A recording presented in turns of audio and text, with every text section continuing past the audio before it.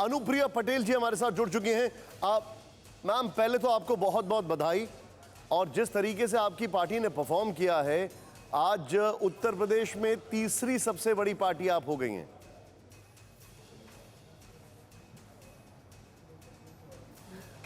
शुक्रिया। आप इस जीत के पीछे की क्या वजह देखती हैं? आप खासकर सवाल आपकी पार्टी के लिहाज से, मैं आपका अलायंस तो है, लेकिन आपकी पार्टी को जिस तरीके से सपोर्ट मिला, इस जीत के पीछे की वजह क्या देखती हैं आप?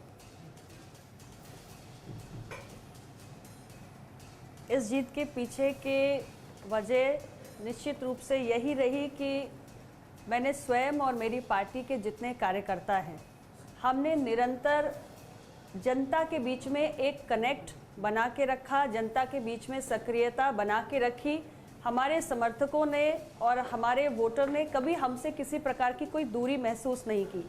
इसके साथ जिन सिद्धांतों पर अपना दल का गठन हमारे पार्टी के संस्थापक डॉक्टर सोनेलाल पटेल जी ने किया, पिछड़े दलित कमज़ोर समाज के हितों को हमेशा आगे रखने का, उनके लिए आवाज़ उठाने का, उन सिद्धांतों के साथ भी हमने कभी समझौता नहीं किया। हम भारतीय जनता पार्टी के साथ एक छोटे सहयोगी के रूप में रहे, उनकी एक पूर्ण बहुमत की सरकार रही, लेकिन हमारे पार्टी के एजेंडा से जुड़े हुए विषय हमने निरंतर उठाए।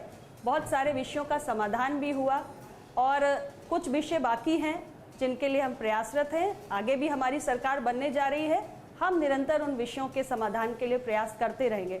तो मुझे लगता है कि ये प्रमुख कारण रहे कि हमारे उत्तर प्रदेश की जनता ने, वोटर ने, हमारे चाहने वालों ने हमारे प्रत्याशी जहां भी अपना दल के रहे, उनको भरपूर समर्थन दिया और इसलिए आज उनके पक्ष में रुझान नजर आ रहा है।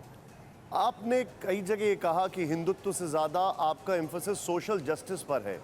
सोशल जस्टिस की अगर बात करें तो आपको क्या लगता है कि उसके लिहाज से क्या टर्निंग पॉइंट था इस इलेक्शन में?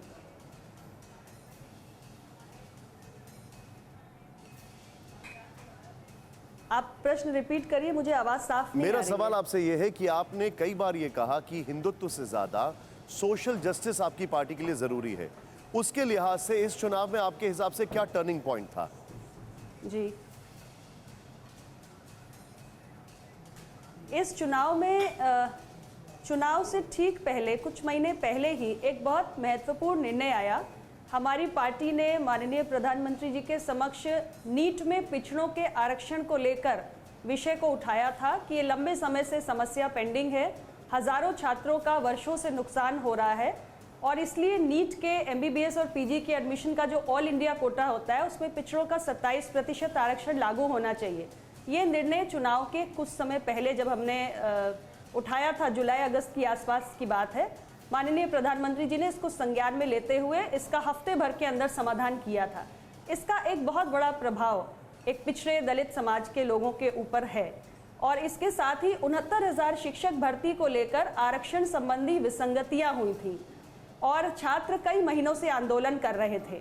हमने इस विषय को भी मजबूती से उठाया हमारे बीजेपी टॉप लीडरशिप के सामने और इस विषय का भी सरकार ने समाधान किया एक्स्ट्रा सीट्स क्रिएट करके, लेकिन ये मसला अभी फिर से न्यायालय में पहुंच गया।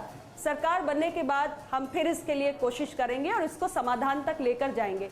मुझे लगता है कि ये दो बड़े सोशल जस्टिस से जुड़े हुए काम हैं जिसका एक पॉजिटिव इम्पैक्ट, एक सकारात्मक प्रभाव गया है। मैं आपसे एक और चीज समझना चाहूंगा, पिछली बार की अपेक्षा में आपने इस बार ज्यादा सीटें ली चुनाव लड़ने के लिए और आप ज्यादा सीटों पर जीत भी रही हैं। अगर परफॉर्मेंस के लिहाज से देखा जाए तो ये एक आपने बेंचमार्क सेट किया है, लेकिन क्या सरकार में, चाहे वो राज्य हो या केंद्र हो, आप चाहेंगे कि आपकी से और आपका रिप्रेजेंटेशन भी ज्यादा हो?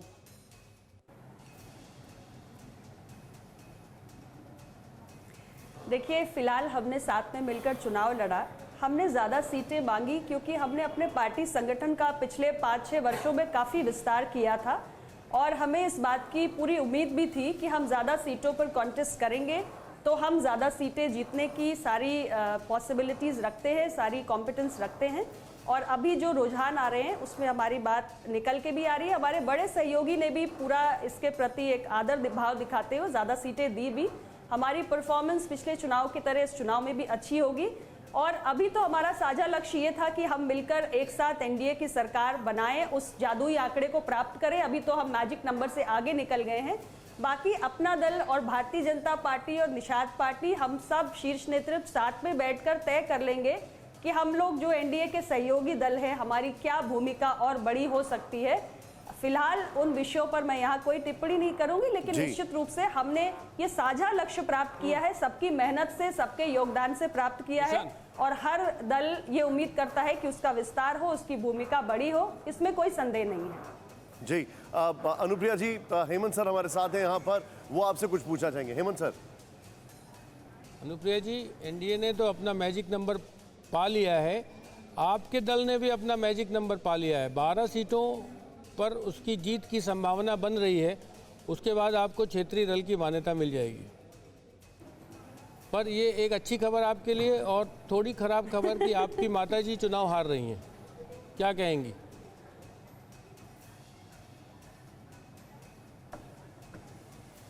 देखिए, माँ के लिए मैंने जब उनके नाम की घोषणा हुई तो वो सीट पर मेरे सिटिंग विधायक थे, मैंने तुरंत तय किया कि वो सीट हमारी पार्टी नहीं लड़ेगी। हमारे पार्टी के कार्यकर्ताओं को भी हमने वहाँ पर मना कर दिया कि वो किसी भी प्रकार माताजी के खिलाफ कोई प्रचार नहीं करेंगे। मैं स्वयं भी वहाँ नहीं गई। तो हमने अपनी तरफ से पूरी कोशिश की कि वहाँ पर जो वातावरण है वो कम से कम उनके खिलाफ हमारे कारण ना जाए, लेकिन हम सिर्फ प्रयास ही कर सकते हैं। और माँ हैं, इसलिए उनकी हार से मुझे दुख भी है, लेकिन मैंने अपनी तरफ से पूरी कोशिश की कि मैं उनके चुनाव को किसी भी तरीके से कोई भी नुकसान ना पहुंचाऊं। जो मैं कर सकती थी, मेरे हाथ में था, वो मैंने किया। उनके हारने का अभी तक तो काफ़ी पीछे चल रही है, तो मैं तो बेटी होने के नाते मुझे दुख ही होगा इस पर। आप जो बता रही हैं, बहुत बहुत शुक्रिया हमारे साथ जुड़ने के लिए आपका, और ऑल द बेस्ट। एक बार फिर से आपको बधाई। परवाह देश की, सोमवार से शुक्रवार रात 10 बजे TV9 भारतवर्ष पर।